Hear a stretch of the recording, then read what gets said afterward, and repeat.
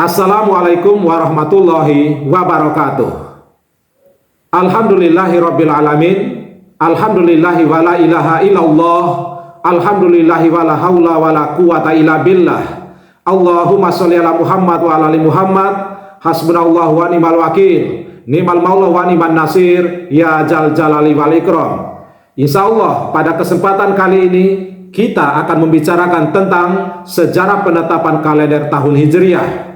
Selamat menyimak dan semoga bermanfaat.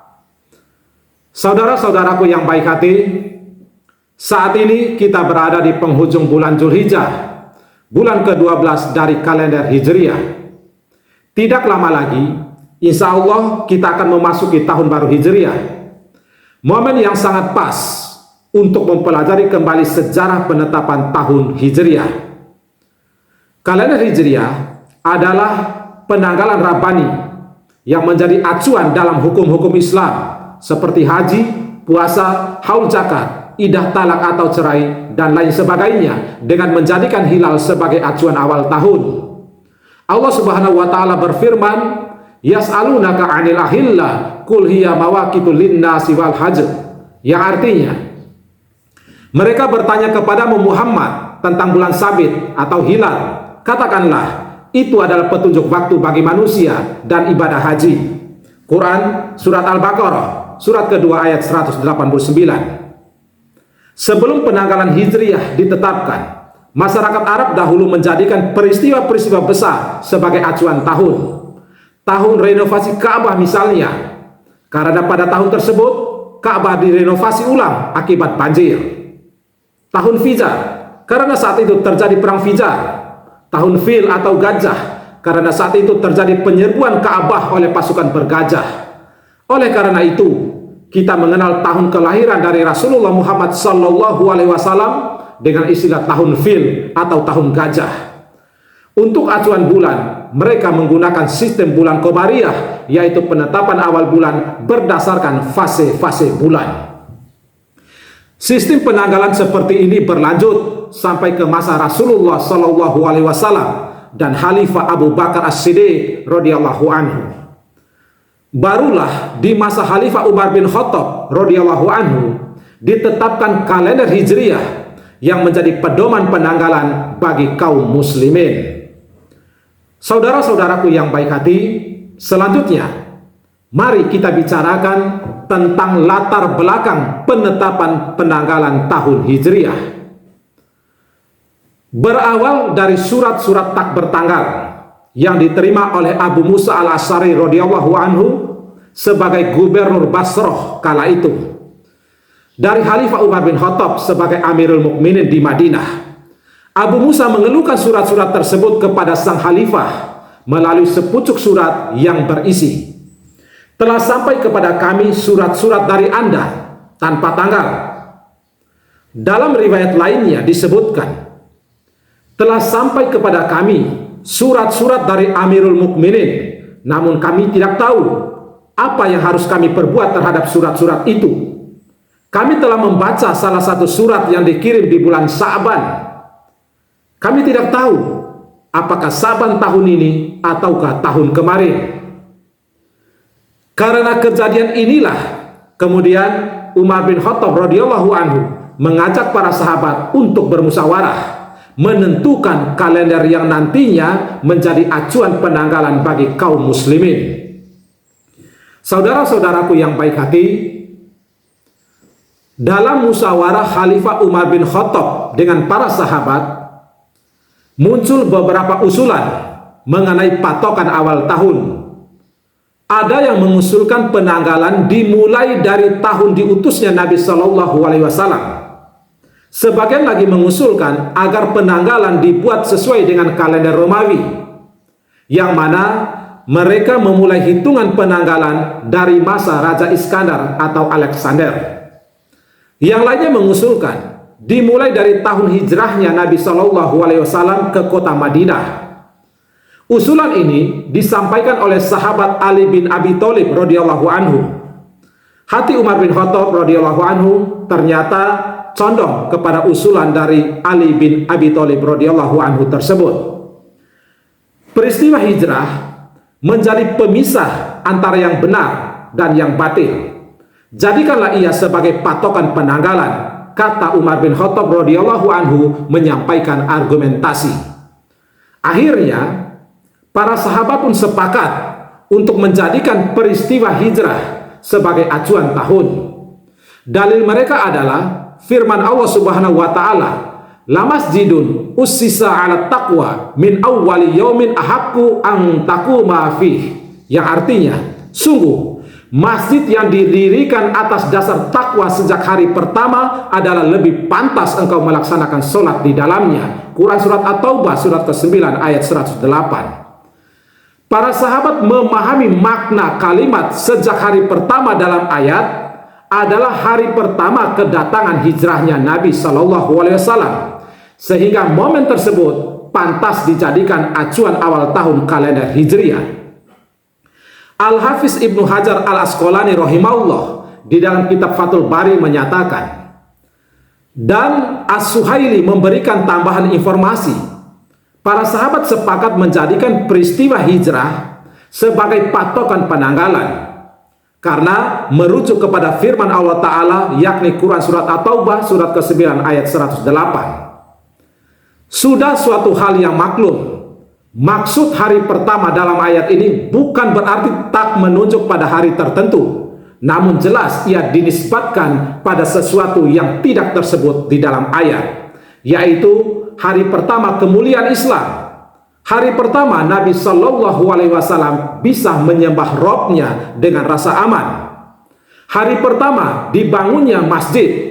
Dalam konteks ini, masjid pertama dalam peradaban Islam yaitu Masjid Kuba. Karena alasan inilah para sahabat sepakat untuk menjadikan hari tersebut sebagai patokan penanggalan. Dari keputusan para sahabat tersebut, kita bisa memahami maksud kalimat sejak hari pertama dalam ayat adalah hari pertama dimulainya penanggalan umat Islam. Demikian kata beliau, dan telah diketahui bahwa makna firman Allah Ta'ala min awwali yaumin, yang artinya sejak hari pertama, adalah hari pertama masuknya Nabi Shallallahu Alaihi Wasallam dan para sahabatnya ke kota Madinah. Allahu a'lam bishawab. Silakan baca kitab Fathul Bari juz 7 halaman 335. Sebenarnya ada opsi-opsi lain mengenai acuan tahun, yaitu tahun kelahiran dan wafatnya Nabi Shallallahu Alaihi Wasallam. Namun, mengapa dua opsi ini tidak dipilih? Ibnu Hajar rahimahullah menjelaskan alasannya. Karena tahun kelahiran dan tahun diutusnya beliau menjadi nabi belum diketahui secara pasti. Adapun tahun wafat beliau Shallallahu Alaihi Wasallam, para sahabat tidak memilihnya karena akan menyebabkan kesedihan manakala teringat tahun itu. Oleh karena itu, ditetapkan peristiwa hijrah sebagai acuan tahun. Silakan baca kitab Fathul Bari juz 7 halaman 335. Alasan lain mengapa tidak menjadikan tahun kelahiran dari Nabi Muhammad SAW sebagai acuan? Jawabannya, karena dalam hal tersebut terdapat unsur menyerupai kalender orang-orang Nasrani, yang mana mereka menjadikan tahun kelahiran Nabi Isa sebagai acuan, dan tidak menjadikan tahun wafatnya Nabi Muhammad SAW sebagai acuan karena dalam hal tersebut terdapat unsur tasabuh, yaitu menyerupai dengan orang Persia atau Majusi. Mereka menjadikan tahun kematian raja mereka sebagai acuan penanggalan. Saudara-saudaraku yang baik hati, perbincangan berlanjut seputar penentuan awal bulan kalender Hijriah. Sebagian sahabat mengusulkan bulan Ramadan. Sahabat Umar bin Khattab dan Utsman bin Affan mengusulkan bulan Muharram. Sebaiknya dimulai bulan Muharram karena pada bulan itu orang-orang selesai melakukan ibadah haji, kata Umar bin Khattab radhiyallahu anhu. Akhirnya para sahabat pun sepakat. Alasan lain dipilihnya bulan Muharram sebagai awal bulan diutarakan oleh Ibnu Hajar rahimahullah sebagai berikut. Karena tekad untuk melakukan hijrah terjadi pada bulan Muharram, di mana baiat terjadi di pertengahan bulan Zulhijjah, yaitu bulan sebelum bulan Muharram. Dari peristiwa baiat itulah awal mula hijrah.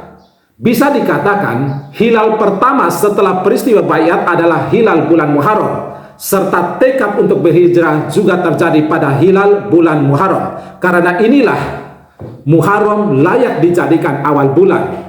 Ini alasan paling kuat mengapa dipilih bulan Muharram. Silakan baca kitab Fathul Bari juz 7 halaman 335.